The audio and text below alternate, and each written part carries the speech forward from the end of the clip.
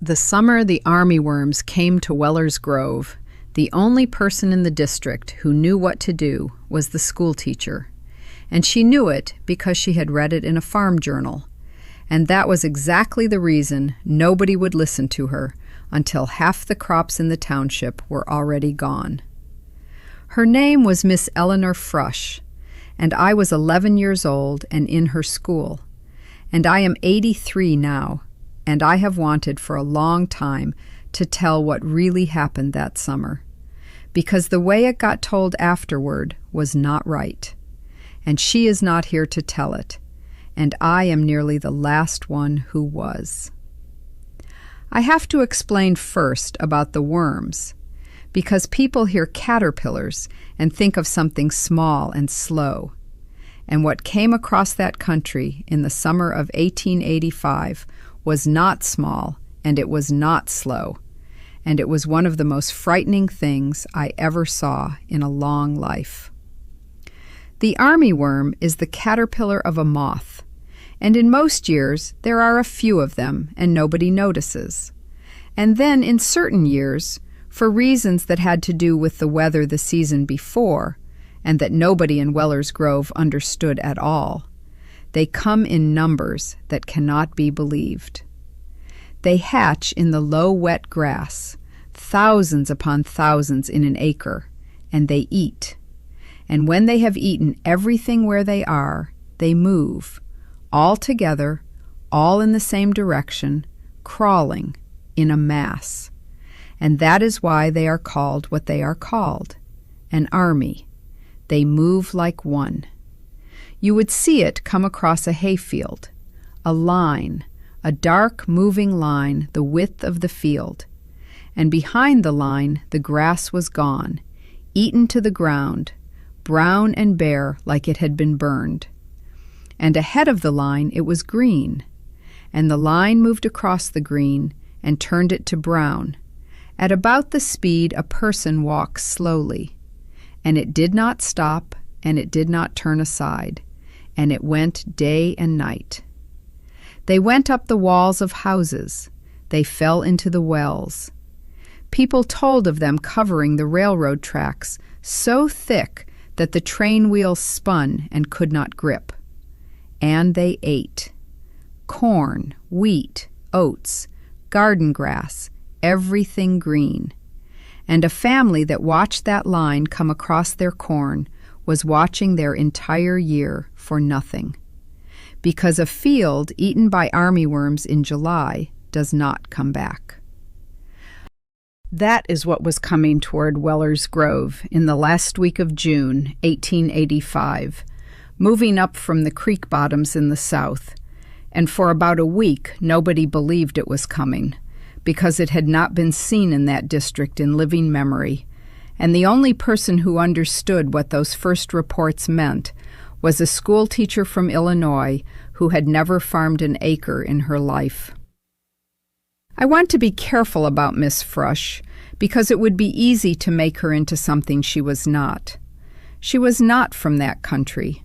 She had come out to Weller's Grove 2 years before, from a town in Illinois, to teach, and she was perhaps 26 or 27, and she was unmarried, and she was bookish in a way that the men of that district found faintly ridiculous.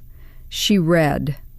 She took 2 farm journals and a newspaper from Chicago which came in the mail, and she was interested in agriculture, the way a person is interested in a thing they have not done, from the outside, from reading. And the farmers around Weller's Grove found this amusing, when they found it at all. A town girl who read about farming in magazines and had opinions. You have to understand what book learning meant to those men, and it was not a simple thing. Most of them could read, but they had learned farming with their hands from their fathers, and they had a deep and not entirely wrong belief that the important knowledge of their life was the kind that could not be got from a book. And they had a matching contempt, which was sometimes justified and sometimes not, for advice that came out of print from people who had never done the work. An agricultural college man could come out and tell them things, and they would listen with their faces and do exactly what they had always done. And Miss Frush was all of that and worse, because she was not even a college man. She was a young woman, and she taught their children their letters, and the idea that she might know something about their fields that they did not know was to most of them not even wrong. It was simply funny. She knew about the armyworm because she had read about it. That is the whole truth of it, and I will not dress it up. There had been a great armyworm year in another part of the country a few years before, and the farm journals had been full of it. Articles about what the worm was and where it came from and what could be done about it. And Eleanor Frush had read those articles the way she read everything, completely, and remembered them, because she had the kind of mind that kept things. So when the first word came up from the south, from the creek bottoms, that something was eating the hendron place and the grass was going brown in a line, Miss Frush knew what it was before she saw it, and she knew, which was the important thing, what stopped it. Because there was a thing that stopped it, and it was not poison, and it was not prayer, and it was not birds, and it was the one piece of knowledge that mattered that summer, and the reason I am telling this. The armyworm crawls. It does not fly, not in that stage, not while it is doing the eating. And a thing that crawls can be stopped by a ditch. You plow a furrow, a deep one, across the path of the worm, between the worm and the field you want to save, and you make the far side of it steep, straight up and down, and the worms crawl into the ditch and cannot climb the steep side, and they mass there, and then you drag a log along the ditch to crush them, or you dig post holes at intervals along the bottom, and the worms crawl along the ditch looking for a way out, and fall into the holes, and you kill them there. A ditch and a log and some post holes. That was the whole of the defense, and it worked. And it had been written up in detail in the journals that Eleanor Frush read and that the men of Weller's Grove did not. She told them. That is the part that matters. She did not keep it to herself, and she did not only save her own ground, because she had no ground. She went and told them, and I am going to tell you how that went, because it is the heart of this. She went first to the men she thought would be most likely to listen, which showed that she understood her problem even if she could not solve it. She went to Amos Kettle, who was on the school board and had always been decent to her, and she told him what was coming and what would stop it, and she told him it had to be done ahead of the worm, that a ditch dug after the worm reaches your field is worth nothing, that the whole thing depended on getting the line dug across its path before it arrived. Amos Kettle listened to her. He was a fair man, and what he said was the thing that undid the whole first week, and he did not say it unkindly. He said, Miss Frush, if it comes to that, we will see about it. If it comes to that. He did not believe it was coming. Nobody did. The reports from the south were second-hand, and the sky was blue and the corn was fine, and a schoolteacher was telling them that a plague was going to crawl up out of the creek bottoms and eat the township, and it sounded, in the sunshine of a fine June morning, like exactly the kind of thing a nervous town woman who read too many magazines would get worked up about.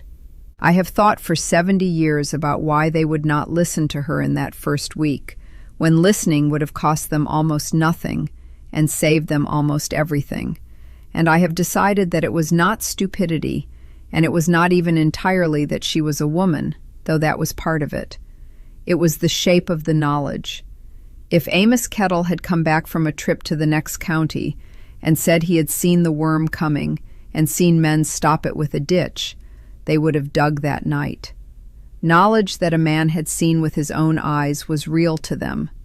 But Eleanor Frush had not seen anything. She had read it. And to those men, a thing you had only read was not yet knowledge. It was rumor with airs, and they had spent their lives being right to distrust it, because most of what came out of magazines and almanacs and the mouths of college men really was useless to a man actually working the ground. So they were applying a rule that was usually a good rule, and it happened to be catastrophically wrong this one time. And that is the cruelest kind of error there is, the good habit that fails you exactly when it counts. She understood this. That is what I want people to know about her, because it makes her braver, not less brave.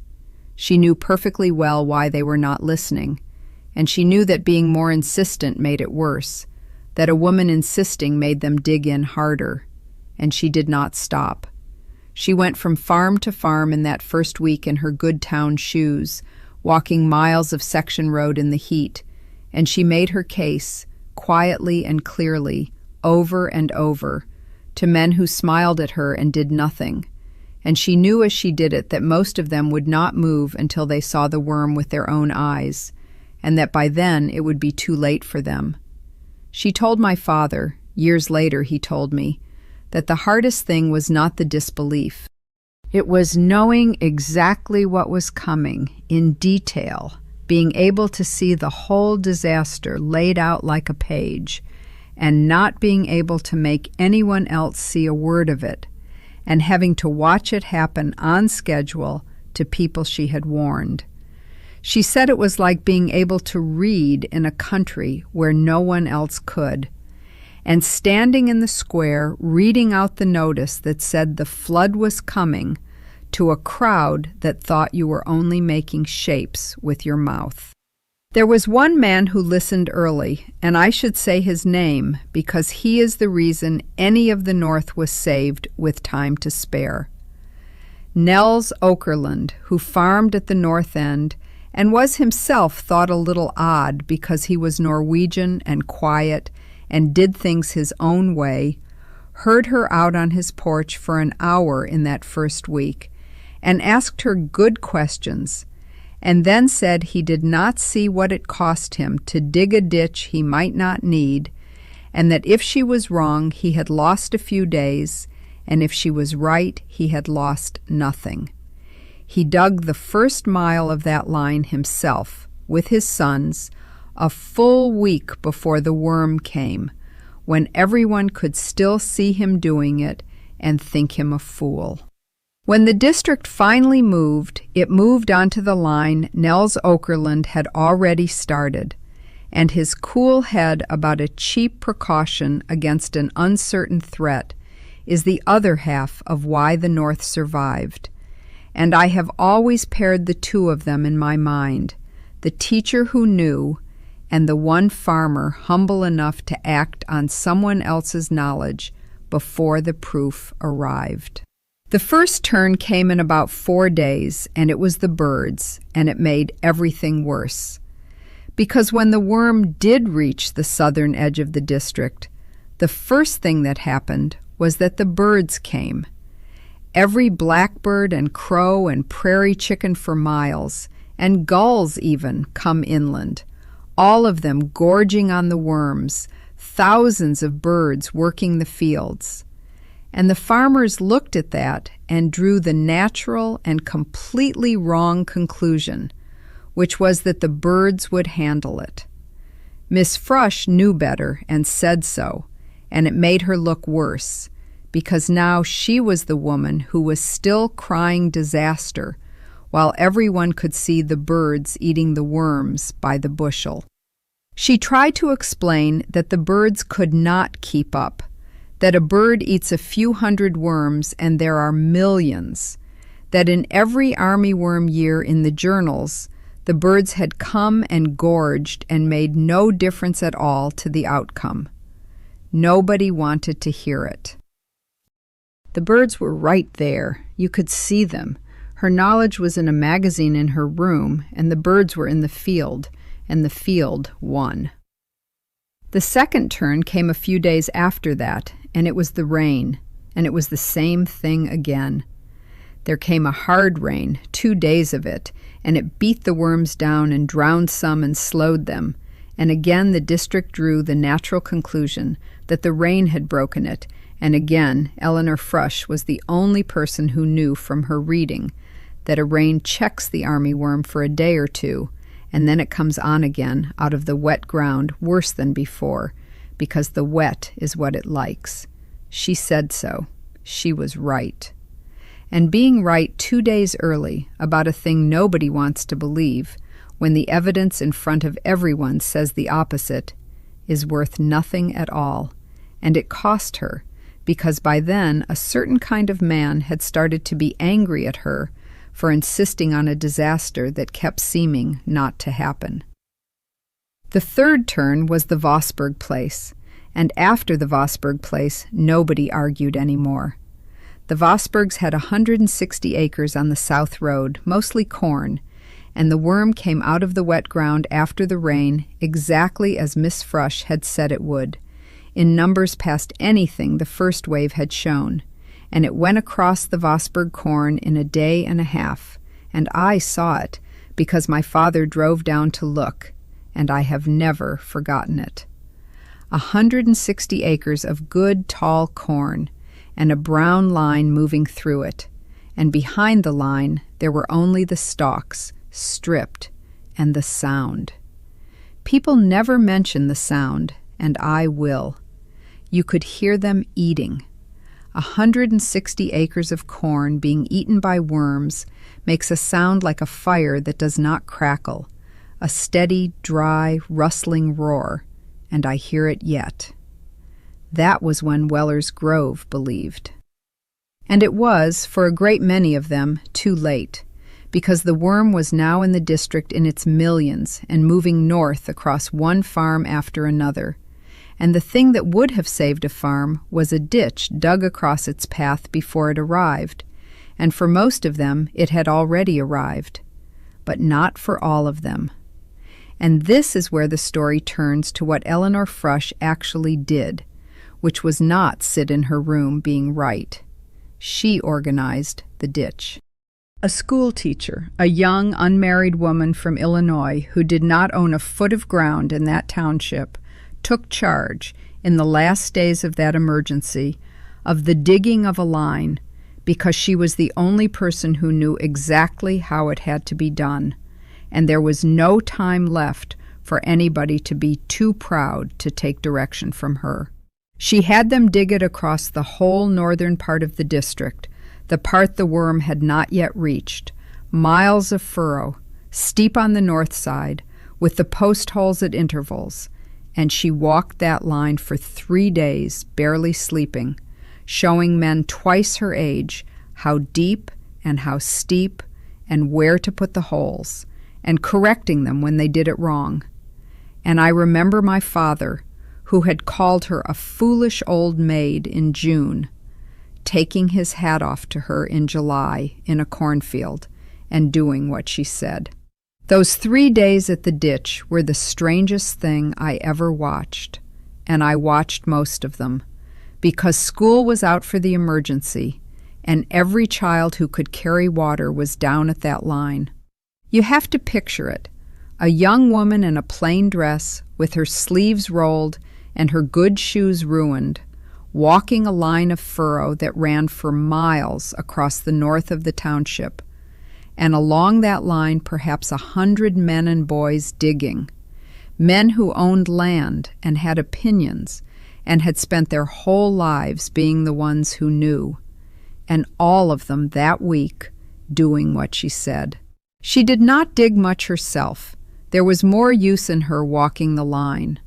She would come to a stretch where the men had made the furrow with 2 sloping sides, the way you naturally plow, and she would stop them and explain again that the north face had to be straight up and down, cut with a spade if the plow would not do it, because a worm can climb a slope and cannot climb a wall, and that a ditch with 2 slopes was just a road for them.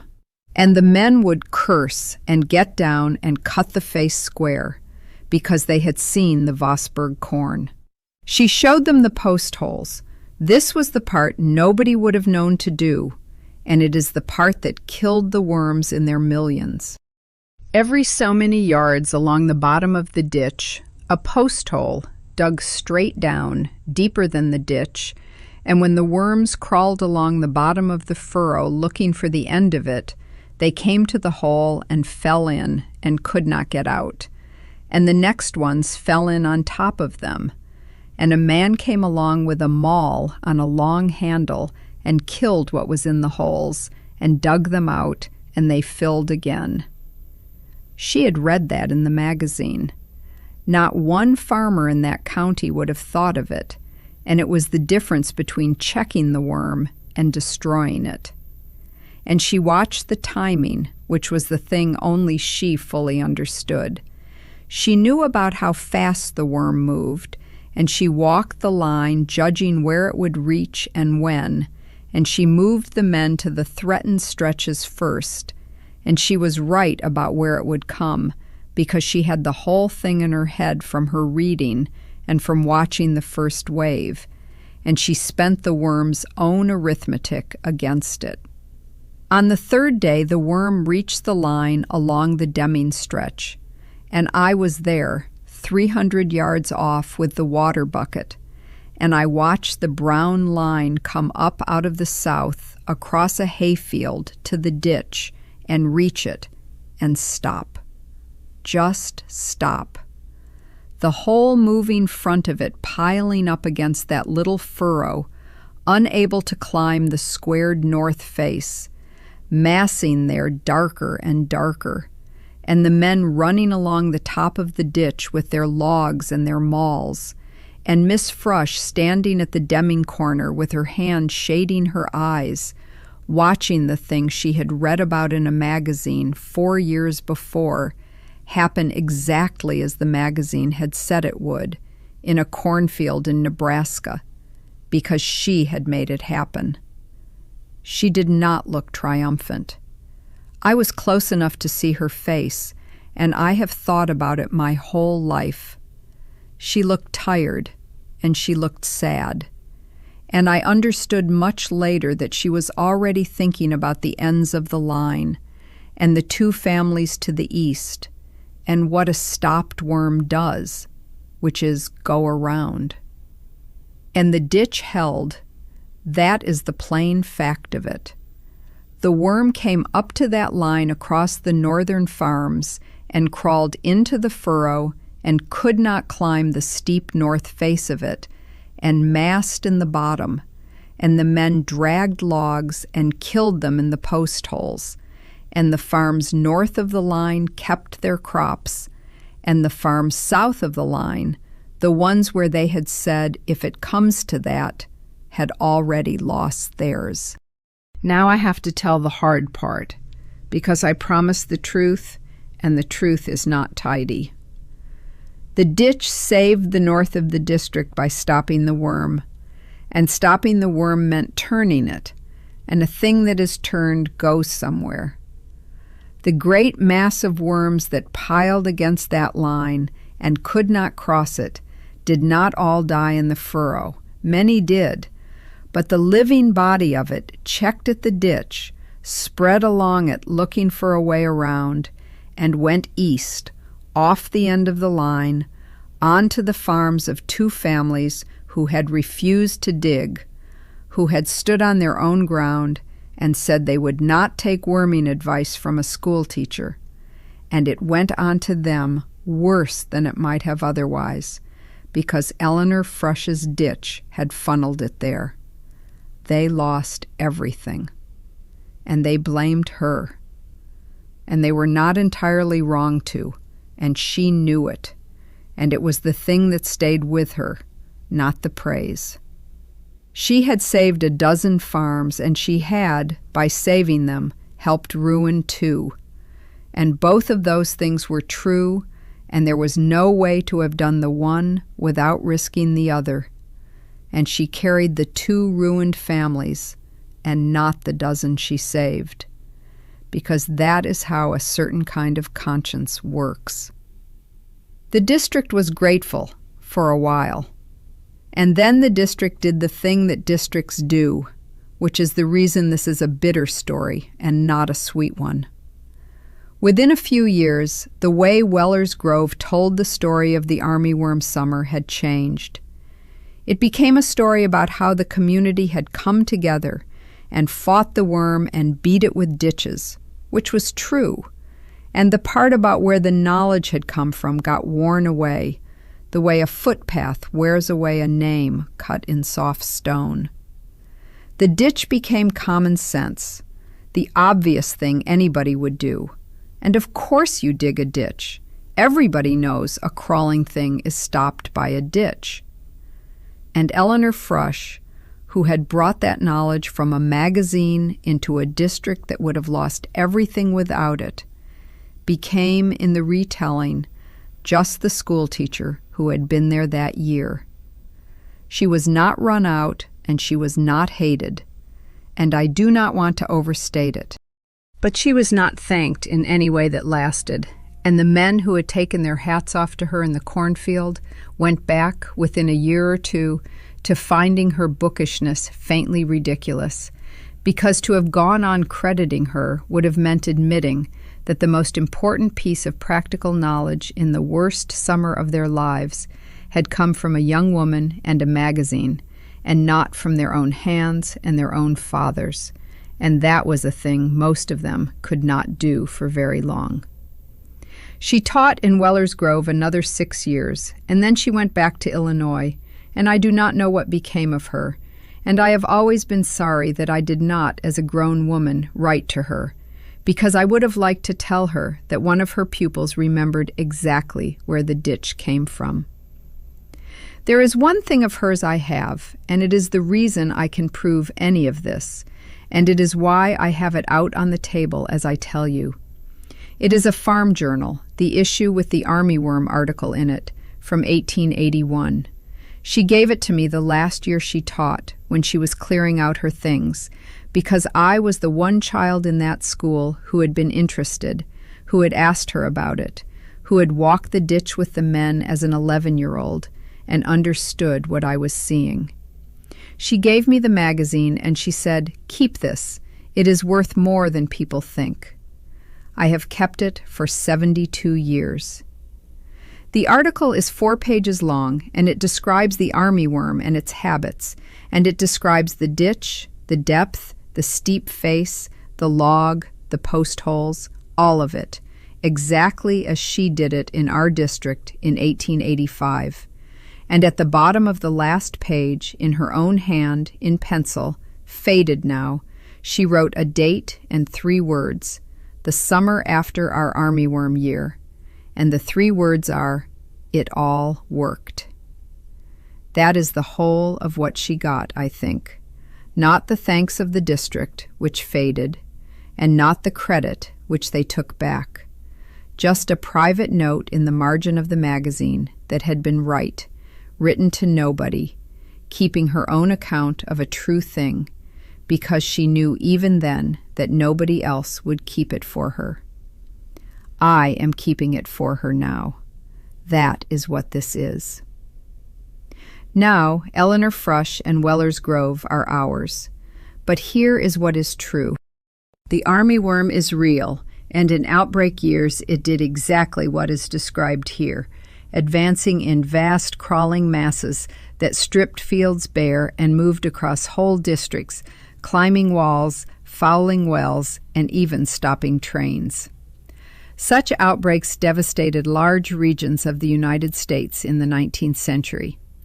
The defense described is the real and standard one, recommended in agricultural literature of the period: a plowed furrow or ditch across the worm's line of march, with a steep vertical face on the protected side that the caterpillars cannot climb, and post holes dug at intervals along the bottom as traps in which the massed worms are destroyed.